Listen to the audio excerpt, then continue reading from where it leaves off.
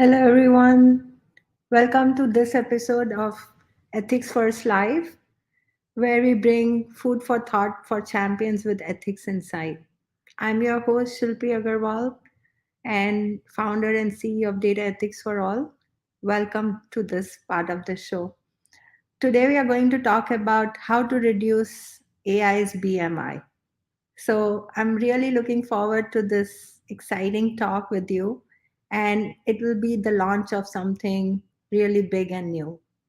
I'm going to share some slides today to walk you through the problem that we are trying to solve, as well as a magic solution that we think will help.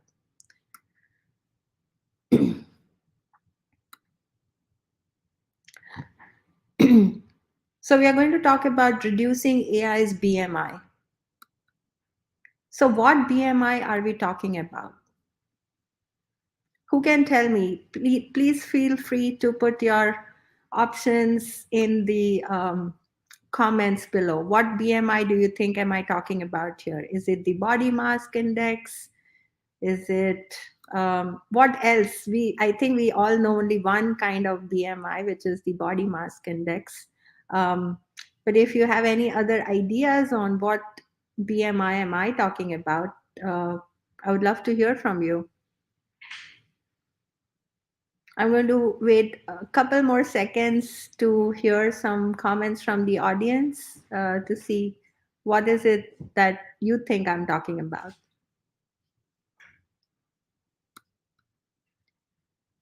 So, like I said, haha, Susanna says she knows. Of course, you know, Susanna, because you and I weave this story together. So, thank you for that and for being a part of our leadership team. So the body mass index, as we know, helps us measure our weight, whether we are underweight, we are normal, or overweight. Um, but we are not talking about the body mass index today. What we are talking about is the bias mass index. So the bias mass index, as we know, we all know about, we talk about AI, explainability, transparency, and explainability and how it should be fair and responsible. And bias is a big, topic of concern. And we have this no bias, remove bias also movement now. So yes, bias has been talked about a lot, and it is an important factor to consider when we are deploying our AI systems. So let's look at some examples of our diets, AI diets today that exist, that have some high and low body mass and bias mass indexes. So let's look at an AI diet that is high on model size. So as we all know that the GPT-2 started with 1.5 billion parameters, and now the GPT-3 has reached to 175 billion parameters. And language models are only getting bigger and bigger. The Wudao 2.0 has 1.75 trillion parameters. And it's possible that we are going to see, not too far away, a GPT or a language model that will be 100 trillion parameters. Now, such language models are not only a big cost to the environment in terms of processing, but they also open up a plethora of privacy breaches. And as major studies have shown, this is not good for the environment as well as for data privacy and ethics purposes. Let's look at another example of an AI diet that is high on data consumption. So, data consumption through uncircuitous methods to train predictive AI models is on the rise, and it's not declining. Facial recognition for AI has been a big concern in the industry. Clearview AI has used 10 billion images from the internet scraped without the user's permission to create their own models. Similarly, there have been cases of unethical data use for AI by different vendors for their own personal profits and gains. During the pandemic, it has been reported that 89%, that is 146 apps out of the 164 apps collected, that sprung up due to online learning and long distance learning virtually, collected children's data without permission. They use this data to collect without even their teachers or the school's consent. Even the parents didn't know about it. And their excuse was that they are trying to make the kids accountable in terms of attendance as well as learning. Where does this stop? ID.me, the rapid rise of ID.me left millions of Americans' private biometric data unsecured, and the use of a matching face against other faces also has breached privacy of millions of users using unemployment services as well as IRS services during COVID 19. So, as you can see, our AI is getting dangerously unhealthy day by day. Let's look at an AI diet high on disparity. We all have heard about recruiting algorithms that are finding new ways to discriminate against the marginalized, the disabled, and the continued promotion of systemic injustice through these AI recruiting algorithms.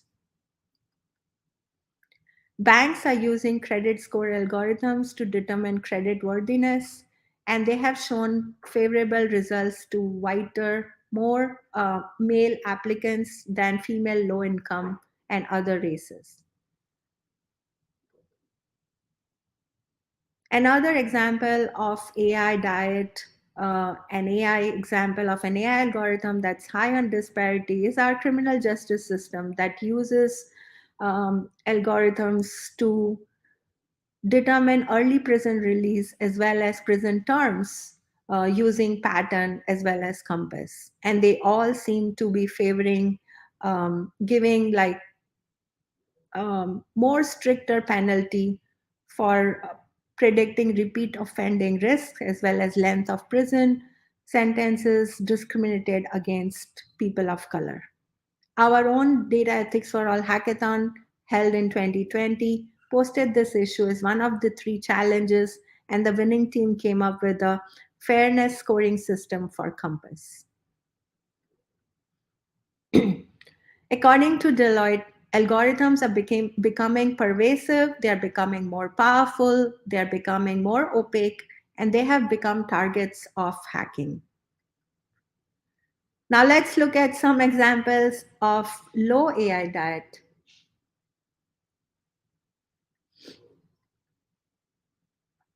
An AI diet that is low on diversity, inclusion, ethics, and equity. Let's look at an AI diet that's low on diversity. So, the World Economic Forum has shown that about 78% of global professionals with AI skills are male. A study by the AI Now Institute of New York University showed that over 80% of AI professionals are men. Women make up only 15% of AI researchers that work at Facebook and 10% at Google. And only 2.5% of Google's entire workforce and 4% of Facebook and Microsoft are Black.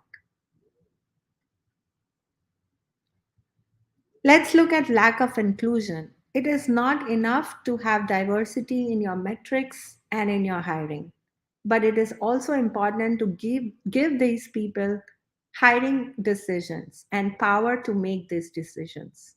It is important that we bring them to the table and not just talk about diversity as a metric of hire. As of now, there is no inclusion in these AI algorithms or in big tech workplaces. People are hired to meet the quota, but they are not included in the decision making process. What about an AI diet that lacks ethics? Need I say more on the ethical issues surrounding AI? From all the examples that I've given so far, it is obvious that big tech cannot police itself and it cannot become more ethical or responsive without intervention. What about lack of equity? Access to tech, access to AI based solutions, and access to the tech sector itself is limited because we don't address the inequalities and lack of equity in society. There are barriers to entry in tech, and barriers of access to tech, and barriers to success in the tech industry, all widening the gap in building equity. Data Ethics for All STEAM in AI movement is one such initiative that helps tackle this problem at the grassroots level, starting at middle and high school level. If you would like to learn more, check out Data Ethics for All STEAM in AI movement, which is a 12 pillar movement with many different opportunities that we provide to students, including research, leadership, volunteering, and more. So, when our AI diet is imbalanced, definitely the bias mask index will be at critical mass. AI is getting bigger, not better, fatter, not smarter, and meaner, not leaner. So, what is the solution? How do we fix this? AI today, our AI systems today, is on an all you can eat buffet, and it needs to be put on a responsible diet. So, just like a nutrition rich diet is good for humans, a governance rich diet is good for AI. But what does that diet look like? Should it be a vegetarian diet, a keto diet, or a paleo diet? Again, looking for some answers from the audience here. Introducing Data Ethics for All's AI diet. Now, you must have all heard about our acronym DIET, that stands for the D stands for all aspects of AI diet.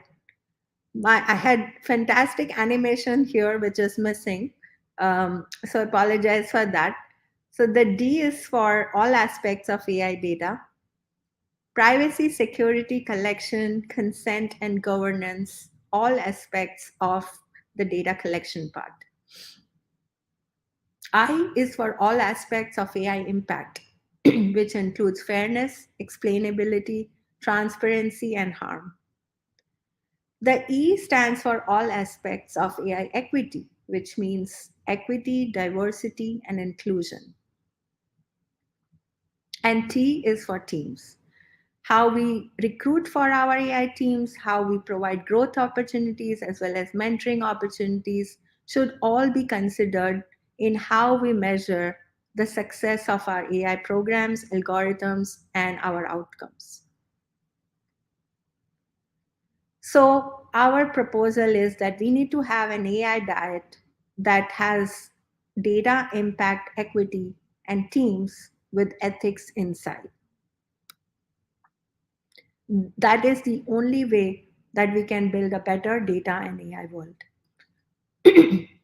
So, we are launching AI Diet for America, which is the biggest coalition of AI for data, impact, equity, and teams, because America needs an AI diet. A call to action for everybody is to go to aidietforamerica.org today. Uh, if you want to scan this QR code, it'll take you right to aidietforamerica.org. And we are inviting multi stakeholders, public, private, academia, nonprofit, and government to come together to help us solve this problem and work towards a common good goal to create a better AI and data systems and a future of explainable AI together. And that's my presentation.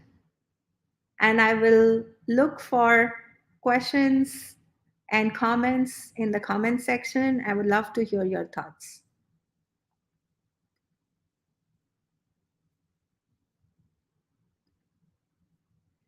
So Perry here says invisible women, big data bias in a world designed for men, has a great discussion of how many of the gaps in data about women's experiences exist because women aren't consulted when data is collected. Absolutely. This is so true, Perry. Not just women are not consulted, women and men of color are not consulted. Their lived experiences are not considered. They do not have a voice on the table when these discussions are going on how to create and build such systems, whether the data is complete or not, which completely um, puts our current AI systems incapable of delivering the results that they are being designed for. So our proposal is that we launch AI Diet for America. We bring all the multi-stakeholders together on the table, and we bring cognitive diverse body ethics as a service to really look at what exactly is needed to solve a particular use case of AI. And we bring these diverse cognitive bodies of lived experiences, subject matter experts for different use cases. And data ethics for all not only is providing ethics as a service, but is also come up with, it has taken us a year long to come up with the first of its kind maturity model index for AI that also uses the AI diet principles that I've mentioned here today. And so, what we are suggesting is that we need to look at our AI through this diet lens and come up with better solutions, even measure our explainability through that. Great question, Susanna. So, how can we help?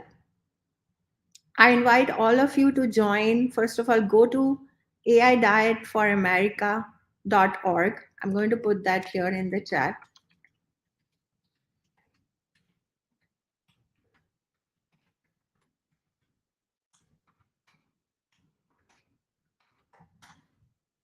And there is a very short form of interest. We would love to hear from you. Sign up, sign up, and tell us what you are interested in. Are you interested in leading change? Are you interested? Do you have an idea for an AI system or a technology-enabled um program, as well as a problem that you're trying to solve that could, where technology and AI could be an enabler? Tell us how we can help, how we can collaborate, and this is a call to action for everybody.